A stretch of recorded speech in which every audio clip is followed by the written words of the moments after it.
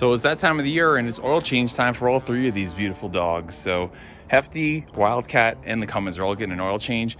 The Cummins is fresh and hot from me driving home, so that oil's fine. I started up the Wildcat, let it run for a few minutes just to get the oil a little bit up to temperature, but not obviously so hot. So this way it's completely filtered through. It's not thick and heavy because right now it's about 38 degrees outside. It's kind of cold. And we're gonna do the same thing here with Hefty because she's been sitting for a couple days. So we'll get her started up, let the oil just get a little bit up to temperature so it can drain down nicely and get this all changed out.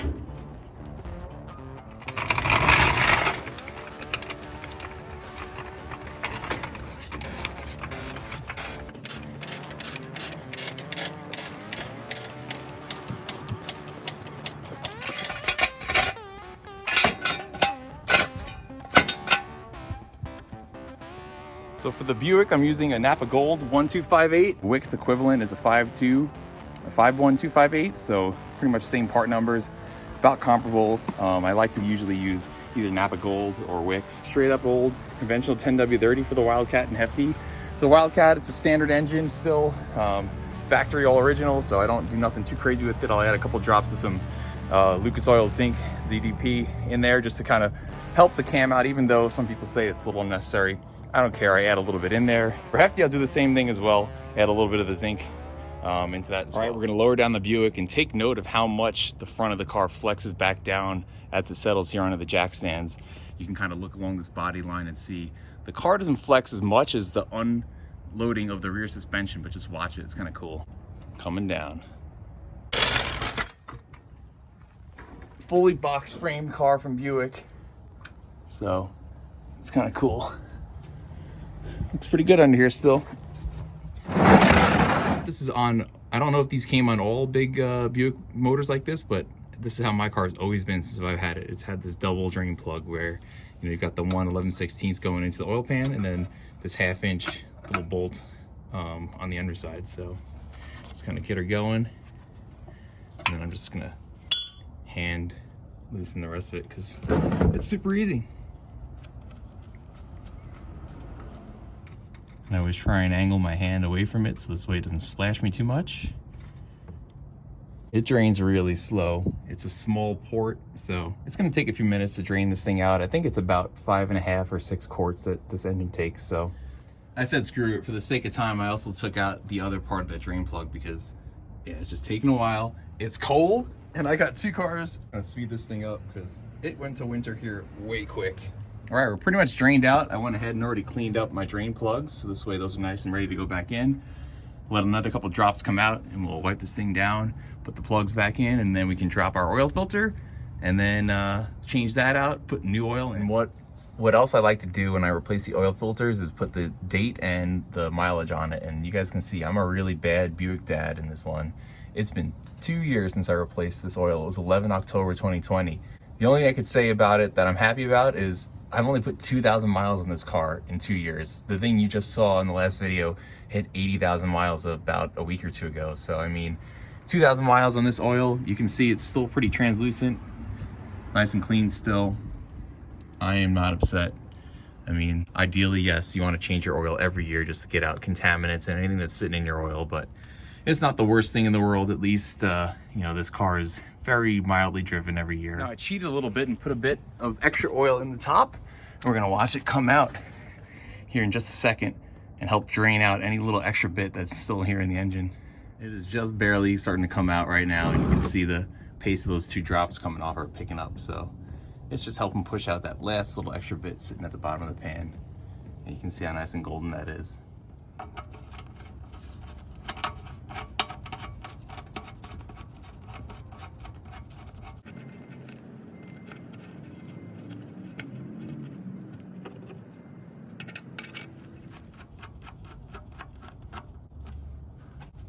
All right, now we'll just wipe off all that little extra oil that was on there.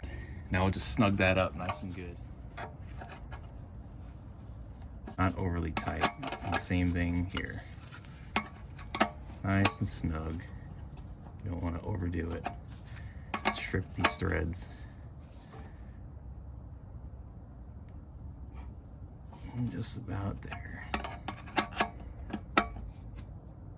Yep, once you saw the top one start moving, we know That's right where we want it. Perfect. Wipe off the excess and we can pull out this oil filter. Okay, and we were hand tight when we installed these, but remember, just over time, especially for 2 years, it's just gonna get a little bit tighter on there, but that's literally all you need is hand tight when you install your oil filter. Just need a different angle with a different wrench. And it's moving. Cool.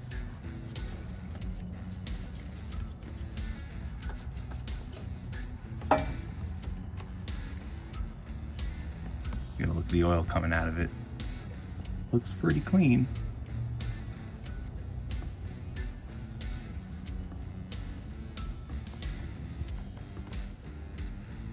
Okay, now make sure you lube up this O-ring. And look at that, there's a chunk of paper left over from the box. See, that's why you always inspect stuff. Take a look. But yeah, we're gonna lubricate this O-ring with some of the oil left over from our change. So this way, there's no sticking when you go to take it off the next year. And it will be the next year, Frank. I'm not gonna do that again to this poor old girl.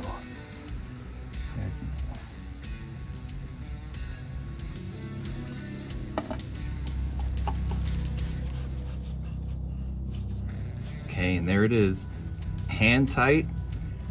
And then I just like to give it the slightest little extra bit. Oops, wrong way. Like just the hair of a turn.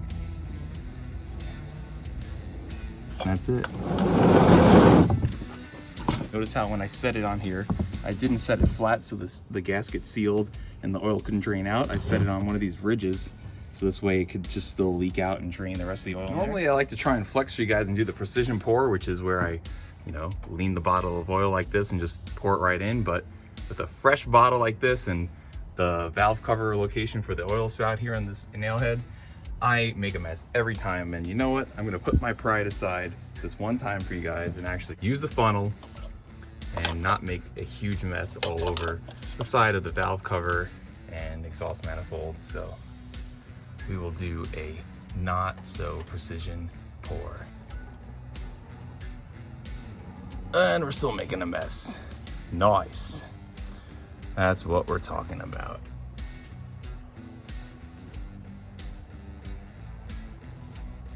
And I always leave the car jacked up at this point just so I could look underneath it real quick and make sure that I'm not getting any leaks from that drain pan plug or the oil filter. So now at this point, what we're gonna do is quickly go in the car and crank it up. I'll pull the funnel out first, of course, but you crank it up because that oil filter is dry right now, the way that it's installed. I could have filled it up beforehand, but it's one way or the other. Some people prefer to do it where they fill it up first, but I personally don't care. I just like to go ahead and get it on there and then crank the car up real quick. There's still plenty of oil left in the engine, that everything is lubricated. That 1 split second of dryness isn't gonna hurt nothing. Okay.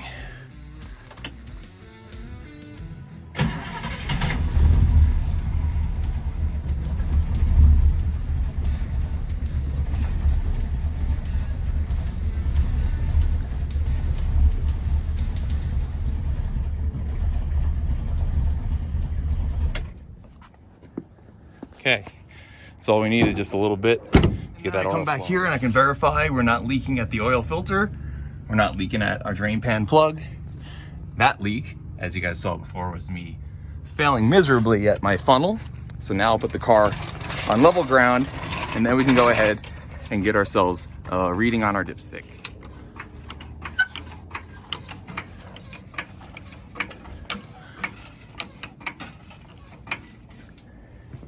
Did I mention this time of the year sucks already? Because it really does.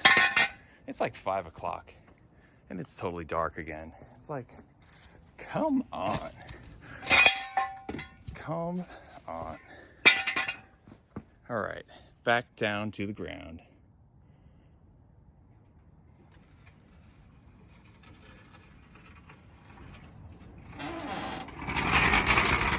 I always struggle to find the dipstick on this thing because it's kind of hidden around all these wires and hoses for the heater, but there it is. So let's see, we'll pull her out real quick. wipe it off, and then get ourselves an initial read. All right, this dipstick is fully clean, as you can see, and there's the operating range that we're looking for right there. And even look, it says right there, the car takes only 4 quarts. Okay, get that in there like that. And you can see right now, we are low. We need to add, and that's what we already... And I assumed that because I still had about 1.5 quarts, almost 2 quarts left in this thing. So yeah. Keep filling her up. A little bit of zinc, because it makes me feel cool like that.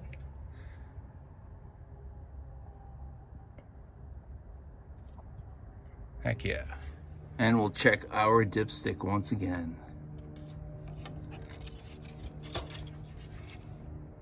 Fully seated. And you can see here, we're still below where it wants us to add 1 quart. So we've probably got about another quart to go, and that seems about right. I finished off that 5-quart jug. Let's see where we are at.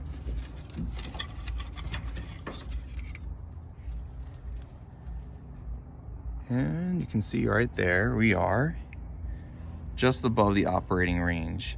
So we're just gonna need a little bit more to finish off the job. Another really minor thing too, you might notice as I put this dipstick back in and out, I'm really conscious to first wipe this little pad off where the dipstick goes in, and also not try and drag any debris and contaminants into the area where the dipstick goes in. So I'm not, adding anything that doesn't need to be into that oil pan.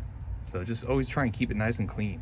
And it looks like I actually overfilled it, which, you know what? Sometimes that does happen. We make mistakes. And if that ever happens to you, you can see it's a little bit overfull, probably about 1/2 to 3/4 quart, which wouldn't hurt the engine too much, but it would definitely hurt performance as if the bottom of the crankshaft was slapping into all that oil. So quickly I can just get back underneath the car, drain a little bit more out, and then just get this thing leveled back to where it needs to be.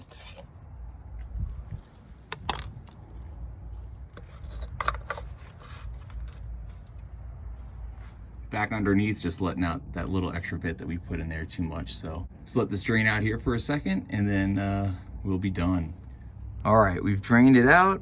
Let's get ourselves a final reading here and a confirmation on the level that we want to see. There we go.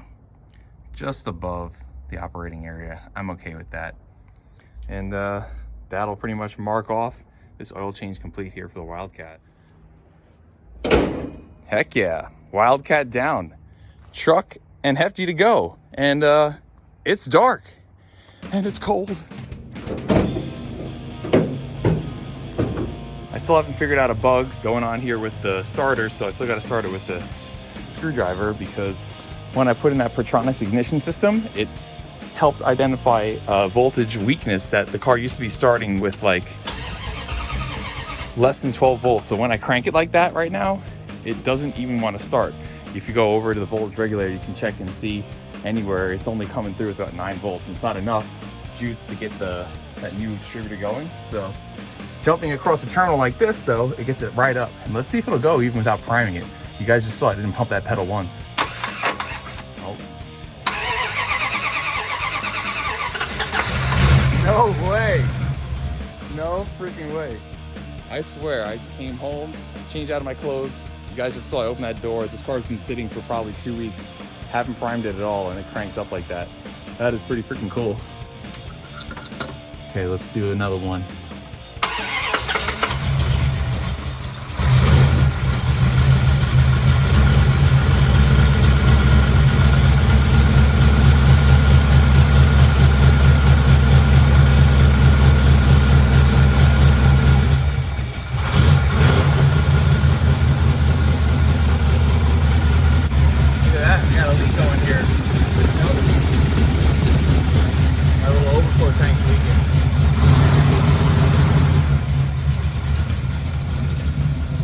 So yeah, I think what happened with the starting issue is potentially the ignition key cylinder. Maybe there's a voltage drop there or somewhere in the bulkhead. I don't know what causes the voltage drop just yet because I haven't had the time to really investigate it, but somewhere when I hit the key, it's dropping voltage and not getting full 12 to the coil, and that's why I still got to use the trusty screwdriver. But glad I just noticed that little leak on this little aftermarket overflow tank. We'll have to fix that. Probably just have to replace it. It's coming right here, so we'll get that fixed. Isn't that just a lovely sound? The sound of a beefy, big block Mopar just chugging along. Gotta love it.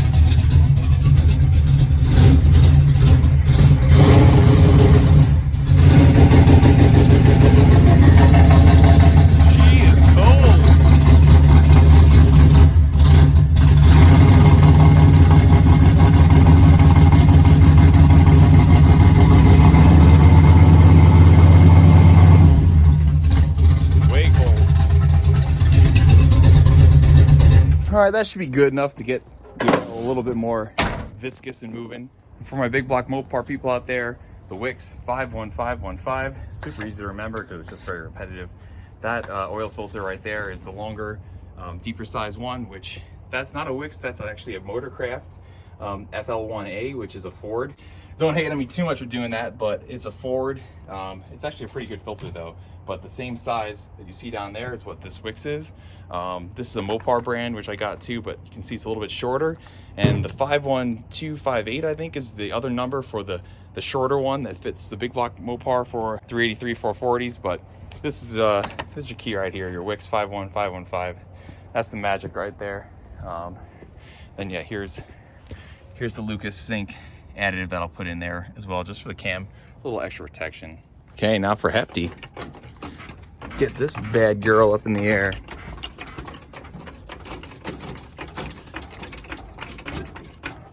Let's see how much sway there is here on Hefty as she comes down. Not too bad either. And this car is a unibody, not a full chassis car like the Buick. One thing that kind of sucks though about big block Mopar is you got this front oil filter, which is horizontal instead of vertical like the Wildcat. And the vertical is nice because you could actually pre-fill it, even though you guys saw I didn't because it's really not that big of a deal. But nonetheless, you can't really pre-fill it like this because it's just going to pour out, one. And two, look at this K-frame right here that's just in the way. So it's just going to pour out right now and just start leaking all down here. And with Hefty right now, the way she is, I don't really care. The car is not perfect, but if this was like a nicely restored car, freshly painted, whatever, it's gonna make a mess. So sometimes I'll get a piece of cardboard and I'll just lay it underneath here and create like a nice little ramp for the oil to drain out to. Another reason why guys sometimes go to a smaller oil filter is because you can see it's just barely contacting the lower radiator hose. It's not terrible, it's barely putting a dent into it, but I prefer to have a bigger filter because I feel like, in my opinion, the bigger the filter, the larger the surface area that you're spreading out the filtration. More filtration, the healthier the engine is. So that's about all I got to say about that. And yes, I am terrible. 2020, it's been 2 years for Hefty as well since she's had an oil change. Poor old girl. Channel locks, I know, bite me, okay?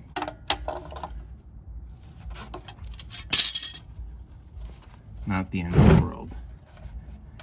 Go nice and gentle on it. I wouldn't do that on a freshly restored car, but for Hefty, it's fine. And let's look at that oil as it's coming down. Now that's a little bit more silvery, and as you guys may have been seeing on some videos, this car's got quite a bit of blow-by going on right now. I know that this engine is wearing out. It's still relatively strong for what it is. It still sounds good, but I know this engine is wearing out. I have to run a compression test on it again and see where it's at right now, but that's why I'm really looking forward to building this thing. But still, in the meantime, I do want to maintain the car and be able to drive it until that day happens. So hence, of course, the oil change. And you can see a lot more metal swirlies and shinies coming down on this oil versus the Wildcats, which that is a good thing again, because the Wildcats got the original engine in it. It was restored once in like the 80s, so you know, 80,000 miles on the car itself, but that engine's probably got 20-30,000 miles on it. Just gotta love keeping that car original. At one point, about 10 years ago, don't hate me for this, I thought about LS swapping this car. No, I'm so glad I never did. Not only because of how lame and popular they become these days, but just for the originality factor. Just gotta love keeping that car original. So we're almost done draining here on Hefty's oil pan already. And yeah, you can see a lot of the discoloration in that oil. And we'll crack this oil filter loose. That's actually not too bad. Came off relatively well. Cool. Ain't helping. Oil filter coming off.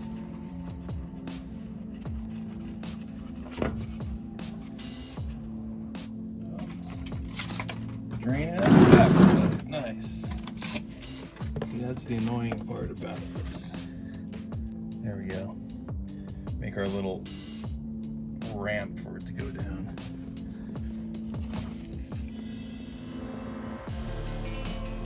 And it was looking a little shiny. And here we are, 18th of November, 85,075 miles on the old Hefty Coronet. Heck yeah. Well, you always make sure you kiss the O-rings when you're putting the new oil filter on. It gives you a chance to look and make sure that the O-ring from the old oil filter is still on there, because sometimes these will actually come off and separate, and they'll stick to the front of the oil pump where the oil filter goes, and then you've got an old gasket meeting up against a new gasket. And ask a guy how he knows. Those two don't seal up good against each other, and then you'll have a huge oil leak in your driveway. So make sure the old gasket comes off on the oil filter. That's another way of ensuring it right there, by going ahead and visually looking at it and kissing them together. Okay, on this one, we'll do the old school technique my Uncle Joe taught me and make them kiss. Boom. Now you've got a nicely lubricated O-ring, and we can get that thing put right on. New oil filter going in. And again, you can see it's just barely making contact with this lower radiator hose, so anyone that's concerned about it kind of distorting the hose or whatever, you can see the hose didn't really even move. When I put it up there, that dent is already kind of shaped into the hose. So, max filtration. All right, nice and hand tight. Hefty's just a mess. This car, love it to death, but man, it leaks everything. Transmission leaks, oil leaks. There's arguably a fuel leak I noticed on the bottom of the fuel pump. Probably need to replace that. It's got a coolant leak going on right now over here. Pretty much, yeah, every fluid leaks, except actually the rear diff, because we rebuilt that last year. And this is actually the shining gem of this car right now. That's right, brand new. That doesn't leak, hell no. The wetness that you're seeing on it is the same wetness that is up here and all along the drive shaft and sprayed all along the exhaust, which is just transmission fluid leaking out and getting flung as it's driving. So don't let that fool you. It's just a leaky old Dodge. What are you gonna do about it?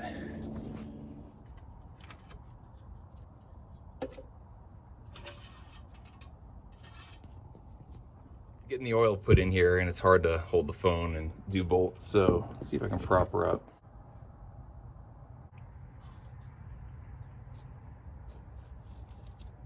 It's slow. All right, I got the oil up to a decent level. We'll go ahead and get this oil filter filled by starting the car.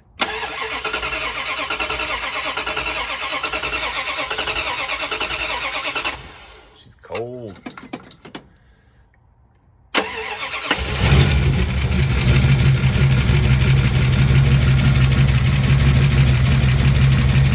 Hear those lifters?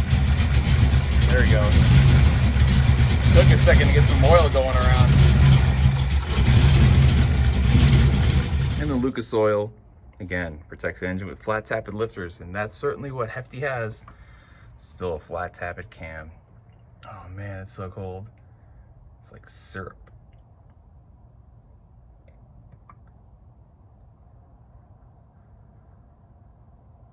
All right, that should be plenty. See where we are level-wise. Okay, we're good and low. So now we'll go ahead and add up some more. All right, we've topped it off a couple times, back and forth. Where are we at right now? Okay, we are in the operating zone, and this oil is so cold that I'm sure it's gonna drip down and kind of fill a little bit more. So we'll come back in the morning and check it, but for right now, I'm good with that. We can call this oil change for Hefty complete. We'll get the car on the ground, clean this up, call it a night, because it is cold. Yeah, I've been out here working for the last couple hours with this headlamp on, and this thing hasn't died yet, even in these like 25-degree temperatures. So I'll throw a link up here if you guys want to go ahead and order one of these things. They're really cool, pretty inexpensive, and I got a discount code for you, so go ahead and check it out. And back to earth, Hefty comes. And that pretty much does it, guys, for the video. So thank you guys for tagging along. Thanks for watching all my crazy stuff I always do and supporting the channel. And be sure to subscribe if you don't already. And if you look right down here, I thought my oil filter was leaking. You can watch this oil on the K-frame glowing. Thank you guys all for watching, and stay tuned. We'll get the Cummins, I guess, tomorrow or the next day.